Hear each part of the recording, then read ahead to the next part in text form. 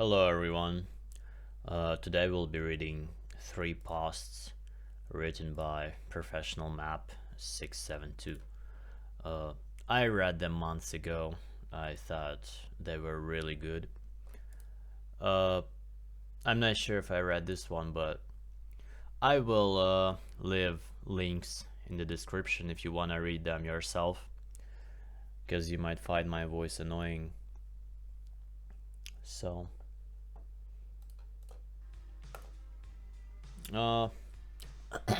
yes, I'll be doing that with my transvoice. Arguing for value realism, objective right and wrong ethics. How does a preference for a certain state of being give you a justification for which state of being ought to be? The logic does not follow. Because you are going to prefer that which one ought or ought not prefer. But it's not really choice. Our preferences are imposed by the ought values that exist first. I don't argue we ought to do what's in alignment with our preferences. Meeting everyone's would conflict. But the problematic ought not values imposed determines our preferences. It's a bit hard to pick up an intonation. The logical preference is in response to the evidence conclusive intrinsic ought not problem. Weight values that exist first. Think of the preference as the watcher, viewers doing in response to the movie playing. Evolution created a mental theater, a viewer strapped to the chair.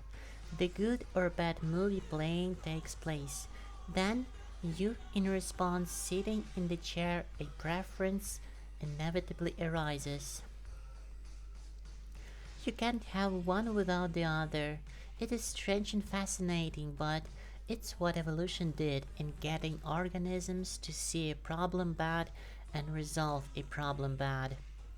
Understand evolution created the whip, punishment, mechanism that works, because it created the very existence of what can ever first be called a problem, something in need of fixing or resolving. We didn't come up with it, only the placeholder words that point to such things as we acquired this language thing later on. My throat hurts. The ought must come first, then the preference is just byproduct observing it. Your preference is as much out our own decision of.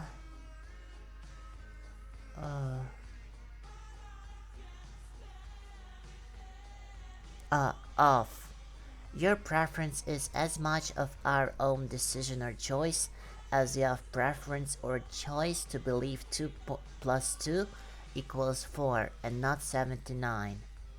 If something is decidedly negative, it is so. Value judgments imposed on us by evolution. In the vacuum, it holds true. If torture for torture's sake ought not happen because it's disvaluable intrinsically, we animals will not prefer to endure the torture in response, not the other way around. Any non-realism ethical philosophy all leads to that ends, contradiction and selfish glib mush. Answer this silly person or anyone else, anti-realist or moral nihilist camp. Can you prefer that which is not preferable by definition, torture? The word wouldn't mean anything if it was fun or benign and didn't go against conflict with a preference deciding mechanism in the brain. Understand that I don't declare it so. We, animals, have nothing to do with it. There is no free will involved. It's just an observation of the brain state imposed by evolution. Objectively, can a brain prefer torture in of itself or that which it finds bad, problematic? Yes or no? Universally, it's not preferable because that's what it is. It's something you ought not do for its own sake. You have any semblance of intelligence, you can logically arrive at the same conclusion because it's a problematic sensation that's bad. Unless you want to present an argument why I should prefer it and be insane or dishonest to myself. That someone banging their head against the wall bloody, somehow there is no reason to think they're insane or we should help them, logically speaking. Self-immolation without any logical reason versus avoiding problematic sensations because of perfectly logical reason and evidence. There is no good reason to endure it, every reason not to, logically. Even a bug can figure that out. Again, because it's bad, problematic in nature. Evolution made it so. Standing in the fire couldn't mean anything to me until evolution imposed meaning, value, bad, problem in response to it.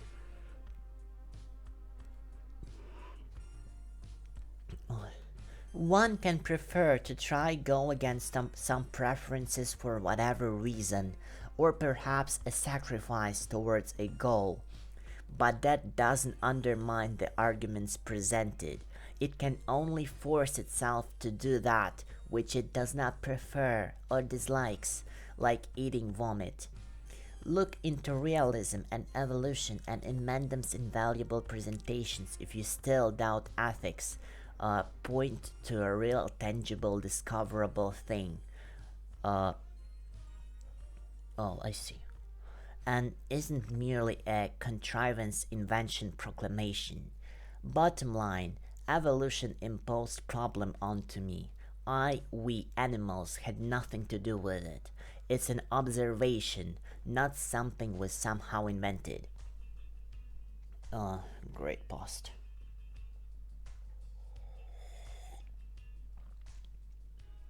It's so simple to understand, yet people don't want to. Because being a moral nihilist is liberating to them. Like having no obligation to do anything.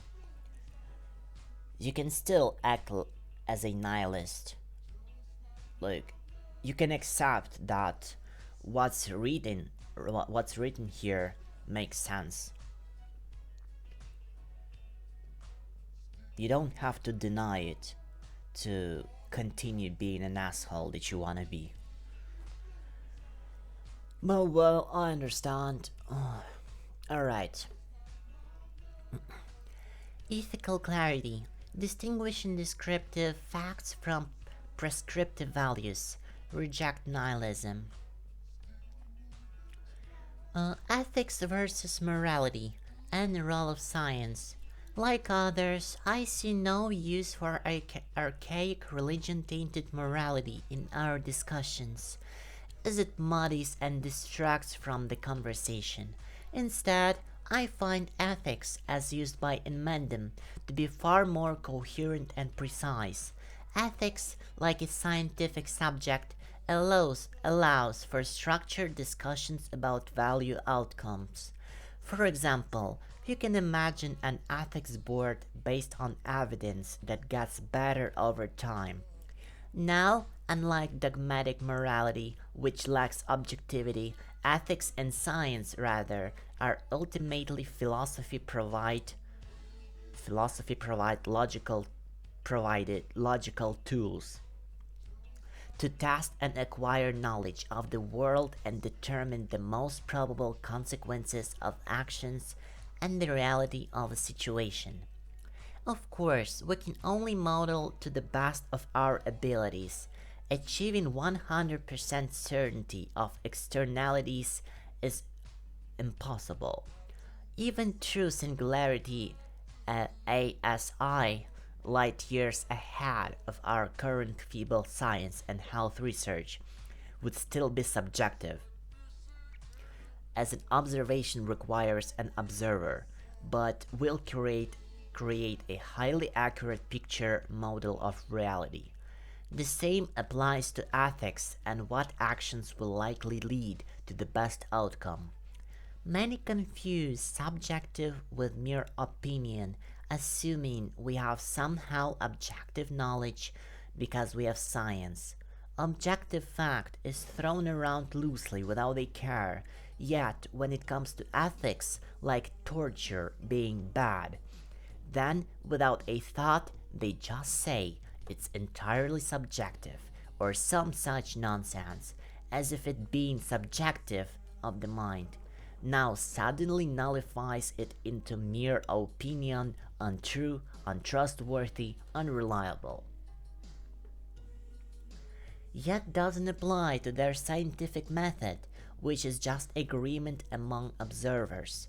Many claim strong intuition is the only basis for ethics, but their sense that 2 plus 2 obviously equals 4 is no more an intuition than the recognition that a nail in one's eye is bad problematic. The latter, in fact, is a far more undeniable truth that carries more weight, screaming bad, stop, problem. Nihilists should be studied and subjected to their logic. They should prove torture is no problem. Paste. The former, mere thought idea is much more intuitively relative to the latter, which screams its truth. Bad, stop, problem, it's nagging and complaining to you. The message is clear. In fact, there's almost nothing you can be more certain of than that, other than you exist. Yet, you see by their logic and nihilists such as vegan gains, we could run the largest study where 100% of humanity took turns sitting in the chair of torture and they all found it problematic every time. But it's worthless their observation apparently, cause it's subjective somehow means not real or fact, because it's not physical. Yet such a source is real and reliable when it comes to any other scientific observations. When it comes to ethics, you'll notice such double standards and word games all over the place when it comes to talking objective versus subjective. The hypocrisy, dishonesty, and duplicity all over the place. Yes, scientists can trust their eyes when they observe something, but 100% humanity, sentience observe first-hand torture to be problematic. Now it's dirty data, garbage, worthless opinion, all subjective. Any other sensory input, vision are all quite benign and less tangible relative to the sense of the worst experience possible, absolutely conveying its problematic, factual nature, i.e. not a no problemo untragically inconsequential bad, but in fact problematic event bad. There's pretty much nothing one can ever be more certain of than the problemless nature of one's problematic sensation torture. It's really hard to pick the intonation you have to read those sentences with. It's hard for me, it might not be hard for those who are more proficient in English. I'm not saying it's bad written.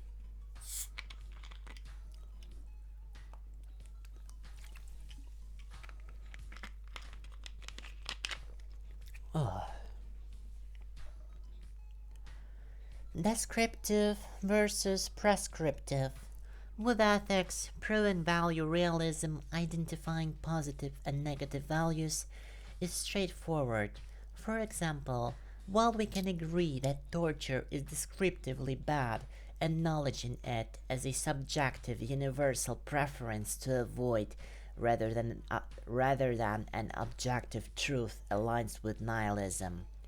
The challenge lies in bringing the gap between descriptive statements, torture is bad, and prescriptive or normative statements, we ought to prevent torture. Critics argue that without proving an objective ought, our preference remains subjective. My counter-argument is that evolution has imposed prescriptive judgments on us. Independent of our choices, there is no free will. The concept of a problem exists because evolution created real issues that demand solutions. You can't escape the logic when you know 2 plus 2 equals 4. You don't have a choice.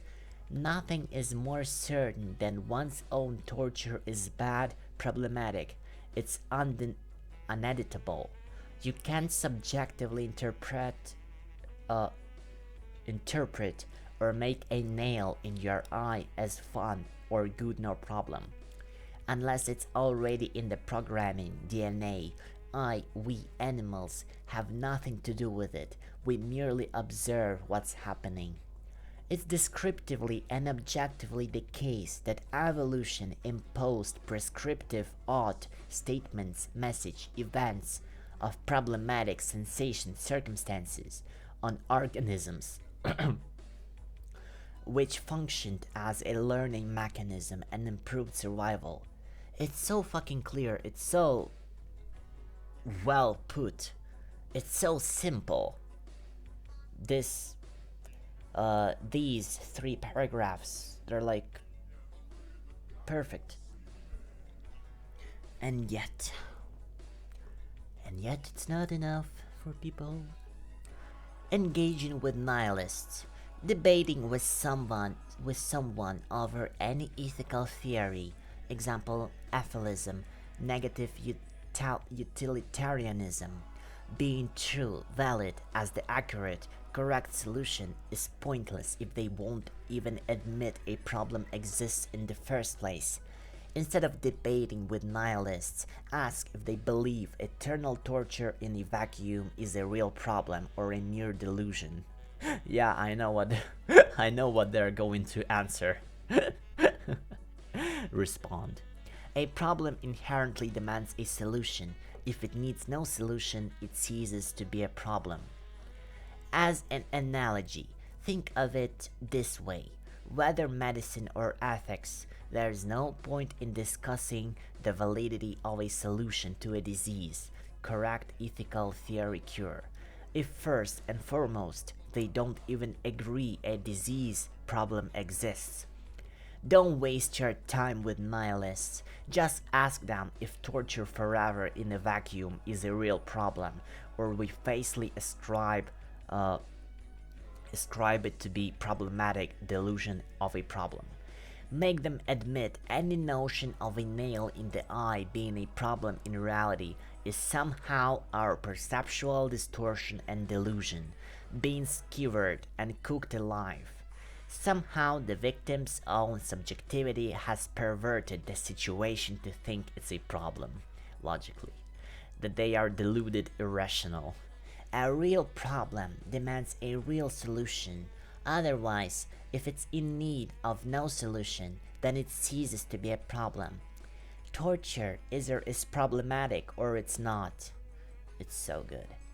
Understanding is ought. Understanding the distinction between descriptive and prescriptive is crucial. While demonstrating the former is easy, showing that the latter exists and is built in is essential. Figures like vegan gains acknowledge that sentience has a universal preference to avoid torture. However, they, quite rightly, argue that this descriptive fact alone doesn't bring about any prescriptive ought statements, facts, maintaining that values are subjective and nihilism prevails under this limited view. What for? What should you defend that standpoint for? Like, why would you do that? Well, I already said why. Because it's liberating, but it's dumb. Like, can't you act however you want while admitting to the truth, admitting that torture is a problem and problem needs a solution. Is there really something wrong with that? Oh, alright. Whatever. Oh. Evolutionary value problems. The facts demonstrate evolution has imposed real value problem judgments on us. Decidedly negative, bad. Bad can't mean anything if real problems don't exist. To reject nihilism is to conclude that our sense of value and problems we're stuck navigating through isn't a delusion, but a result of evolutionary mechanisms and programming generating it. However, denialists. Oh, I understand the pun that I think maybe Mendham used. Denialists that this evolutionary fact must therefore resort to concluding we are somehow deluded, falsely ascribing value problems to where there are none. That evolution failed, it created no real problem punishment mechanism. Instead, for billions of years, animals have contrived it entirely. Somehow it's their doing to see a problem of standing in the fire where there is actually none. This is more ignorant, dumber than any flat earth theory imaginable. If nihilists hold it true it's no problem, it's only fair to put them through it. If the nihilists were hunted to extinction, it can't be a problem by their own view. So I'm all for people getting what they defend or justify being imposed on others. Yeah, I love this paragraph too. The punishment mechanism, problem's origin. Consider the punishment mechanism of bad or problematic sensation. What's the message signal being conveyed? If you tell a dog, bad dog, what are you saying? Basically, don't do that, telling them what they shouldn't do. With evolution, it's stop and go, red light versus green light. An evolutionary biologist, Richard Dawkins, even stated, pain is a message to the animal. Don't do that. Sorry. Can't get more descriptively prescriptive than that. These facts and key understanding alone should win the argument and show nihilists to be as lost as flat earthers. Simply, it's descriptively the case that evolution imposed prescriptions onto us. The word problem only exists because evolution created the real thing. Problem, solution, mechanism. We animals had nothing to do with it. Clarifying the argument, those such as vegan gains have stated essentially, yes, sentience has a universal preference to avoid torture, whatever it means to have a preference against the unpreferable. But just because it is the case descriptively, you can't jump to a prescriptive odd or normative statement. It's not objective, it's entirely subjective, and there's only nihilism. Vegan Gaines, in his debate with Mendham, reduced the issue down to mere preferences, arguing that even if universally sentience prefers to not be tortured, suffer, it doesn't mean we should prevent torture. So yes, by his straw man, he claims we're making a leap in logic, haven't bridged the is-ought gap, but he doesn't realize he got the value realism argument backwards. The claim argument isn't that because descriptively sentience universally has a preference to avoid suffering, it is therefore bad, ought prevent it.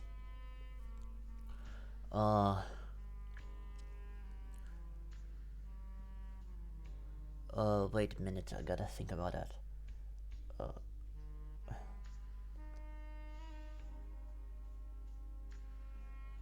Oh, fuck. I'm sorry. The claim is that it's descriptively an imposed prescriptive event of bad problem, thereby demanding a solution. Thus, there is a deductively logical, universally assigned preference to avoid it.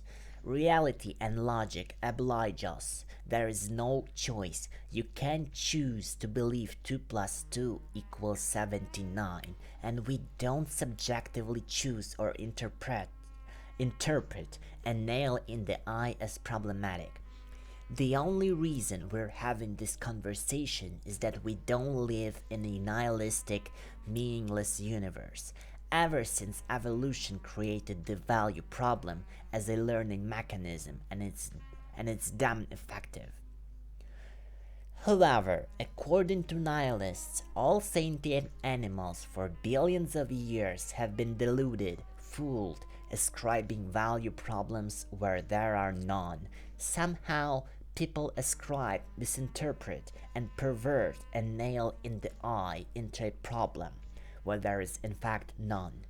It is our mere delusion, ignorance, falsely perceiving it as problematic. Somehow, because we can't find an objective material, physical proof of a problem in the universe, instead only the subjective non-physical one, therefore it has less significance, weight, or realness to it. That it doesn't matter cause it's subjective, brain generating, and so otherwise smart figures like Destiny and Vegan Gains claim that maximal torture forever for all sentience or bliss doesn't matter because the objective universe is meaningless. They assert that it is just our mere opinion imposed that a bad event is problematic, not that a truly problematic event is imposed upon us. Are real odds problems, prescriptive events logically or physically possible according to nihilists? How else would it exist? Arguably, an odd can only ever exist built in as the is, and so the is-odd gap is a red herring and distraction. Inherently problematic prescriptive events are imposed onto us. We don't impose on the event that it's problematic, nor prescribe its urgent need of remedy.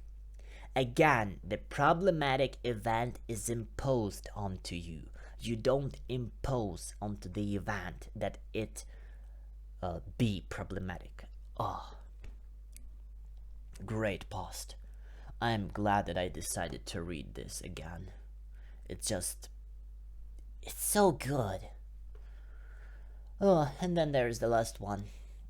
I gotta turn on the music.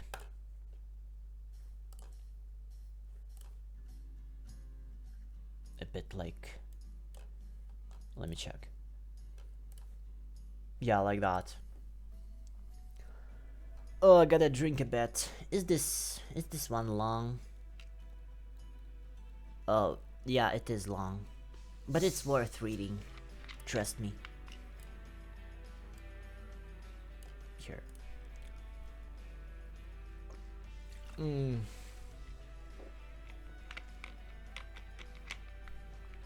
Oh.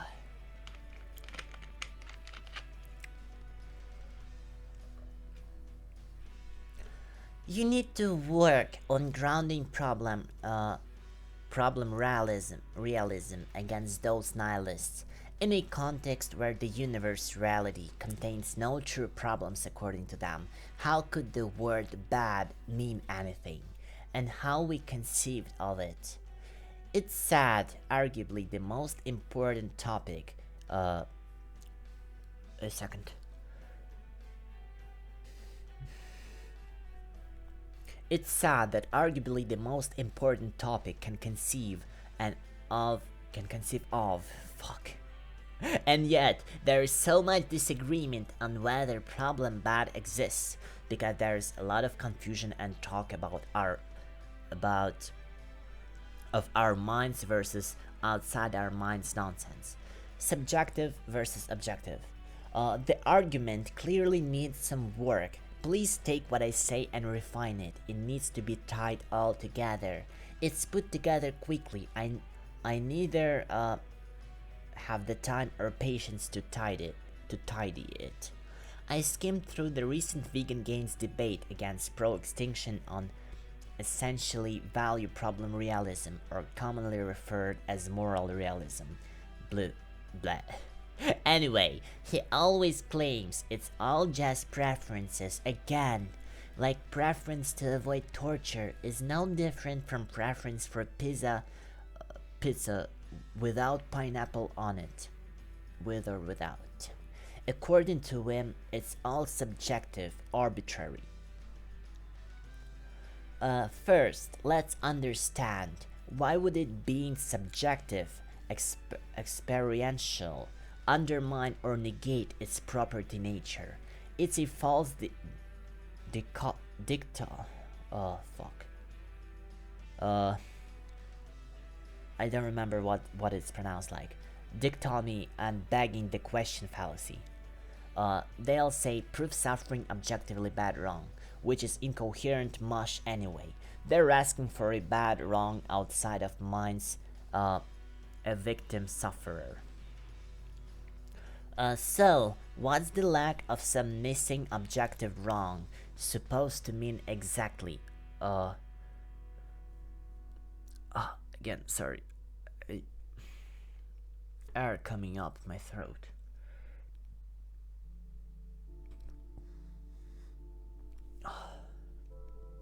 It doesn't even make sense conceptually. A wrong, bad event that takes place outside of subjects.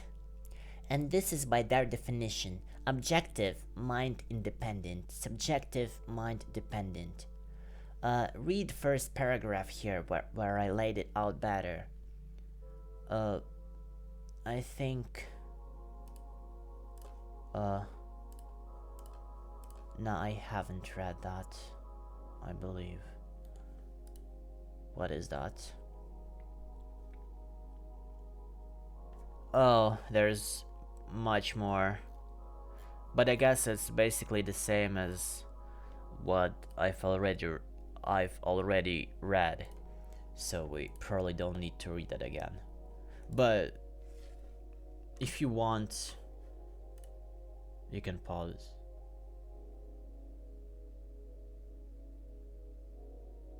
I'm pretty sure it's worth reading. No, actually, I actually read some words while scrolling. It seems to be really interesting. But I'm not sure I have the time.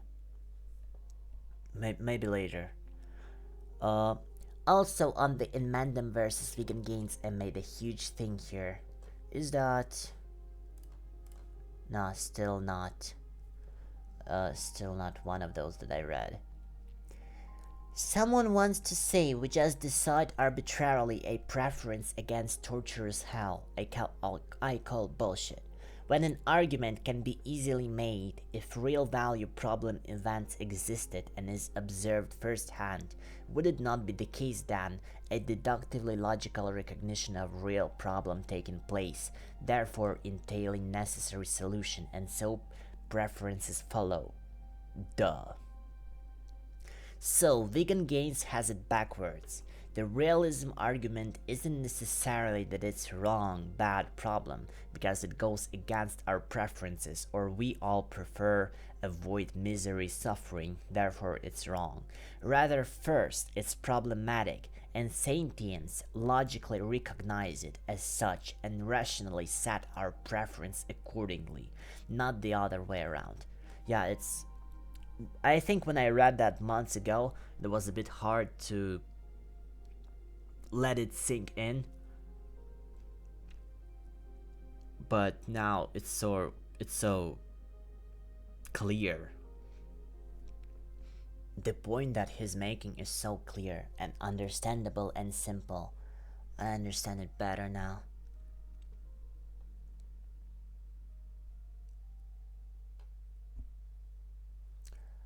Problem solution.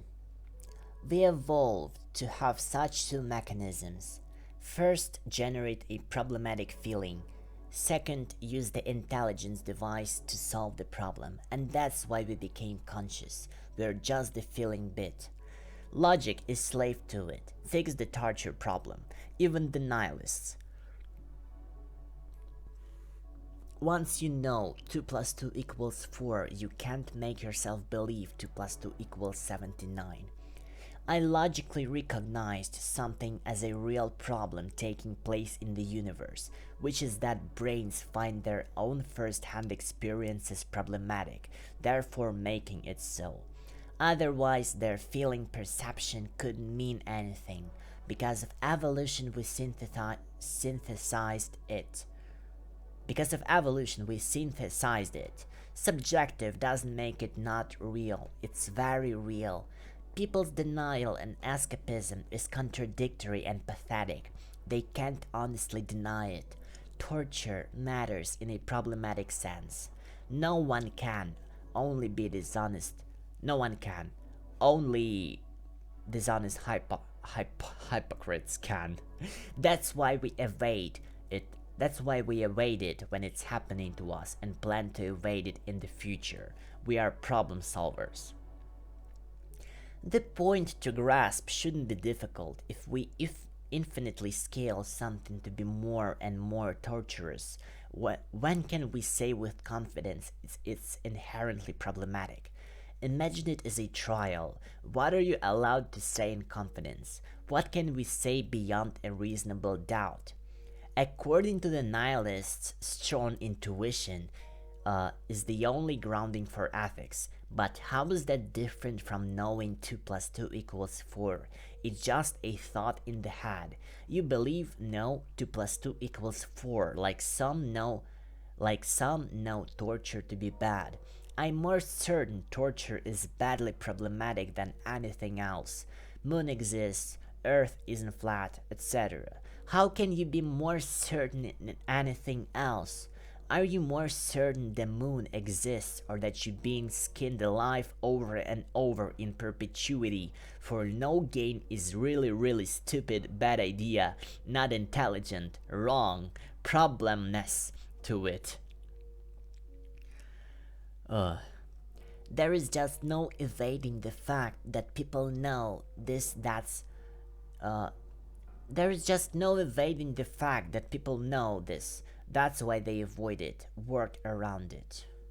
I read it with wrong intonation. 100% universal avoidance of torture, where we all unequivocally decide or find some reason isn't enough evidence for. This is supposed to be two isn't enough evidence for suspicion. Those nihilists are the self-deluded ignorant ones. There'll be more disagreement. There will be more disagreement of any so-called scientific fact among humanity than that they all avoid or prefer to avoid torturous experience unequivocally. So, when it's happening right in front of them, first-hand experience, they don't think it's smart or a good idea to endure it.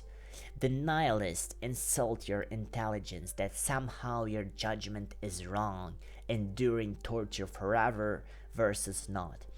Apparently, those two outcomes are the same to them, in that there is no good, rational, logical reason to choose one over the other, that we might as well do a coin toss. There is no meaningful irrelevant difference that matters.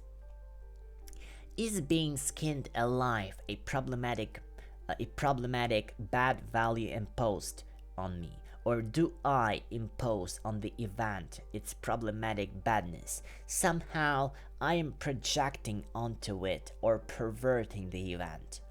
We can add up all these facts and know we can't walk through trees, yet all of a sudden our judgment is unreliable. Being fooled into thinking torture is problematically bad negative. The idea that we animals, decide being burned alive is bad It's ridiculous on its face. Evolution made the real thing because it works. Sentient living beings are slave to it. Instead of asking us, avoid standing in the fire and perishing it, it made the real thing and shoved it in our face. It's like the difference between giving some future AGI a contrived prime directive of suffering bad wrong, which wouldn't mean much, so it can just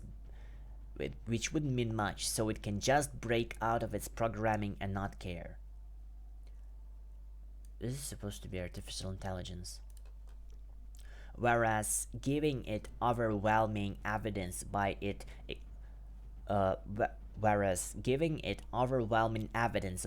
experiences first-hand a problematic sensation, then it can't truly escape deny it, not when it's tasting it personally.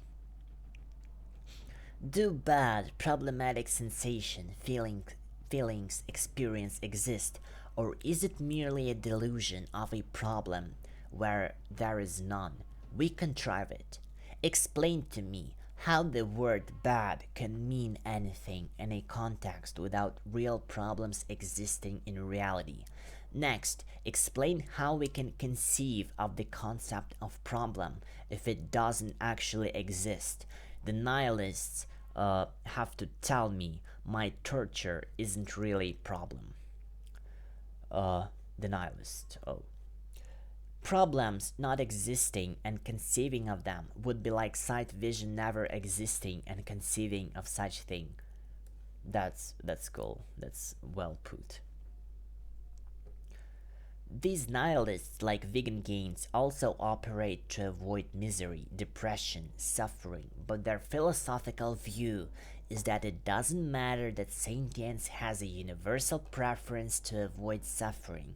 It doesn't imply or mean we should avoid it just cause we do. Holy fuck. Oh my god.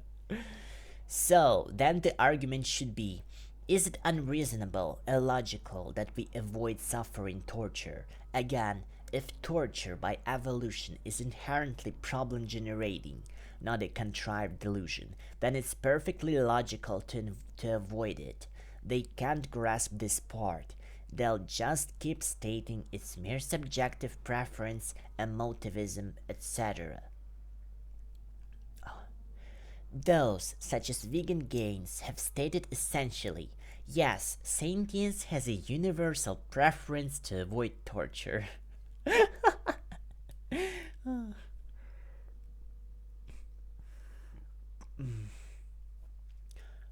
But just because it is the case descriptively, you can jump, yeah, I read that. You can jump to a prescriptive or normative statement. It's not objective, it's entirely subjective, and there's only nihilism. There's no issue I see in understanding we can jump from an is to ought. The issue is it's a red herring distraction, because it assumes that what we are attempting to do, a kind of straw man, rather it can be defended the oughtness.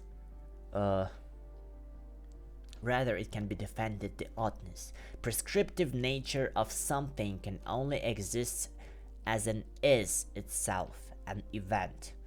It's still a bit hard to grasp, to like really understand.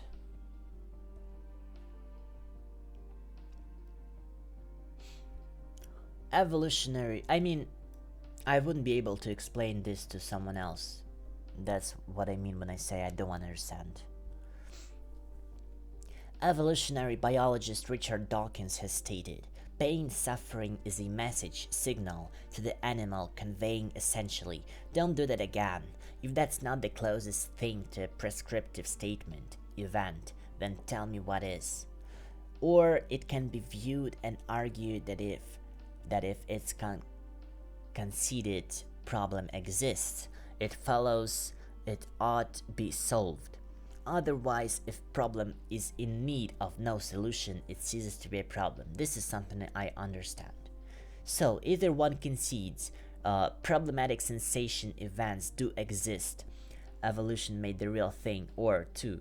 They don't exist, you're somehow deluded and a fool for thinking maximal torture forever is problematic. And do nihilists think a true problematic bad existing in reality is physically or logically possible? If it existed, wouldn't things appear exactly as they do? People would still doubt, deny, like a flat earther.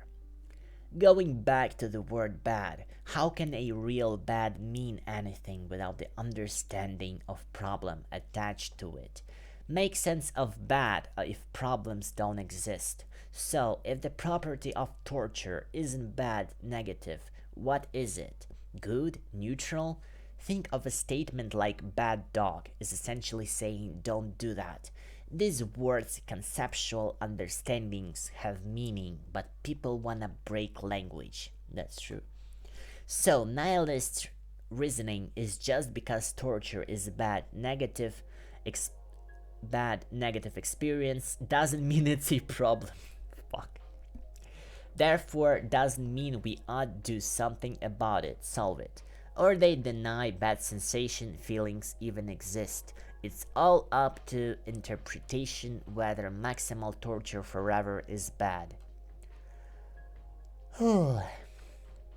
Great. Maybe I will read more later. What else is there? Oh,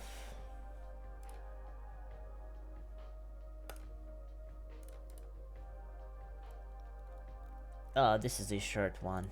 This one is a short one. And this is a short one.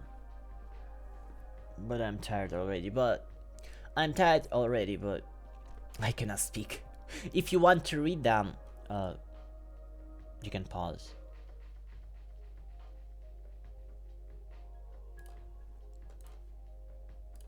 Because I'm pretty sure that, no, well, those can be anything but good posts. Because the guy is smart.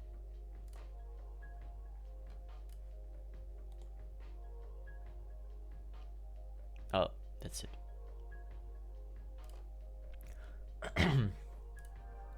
And I think I showed this one already.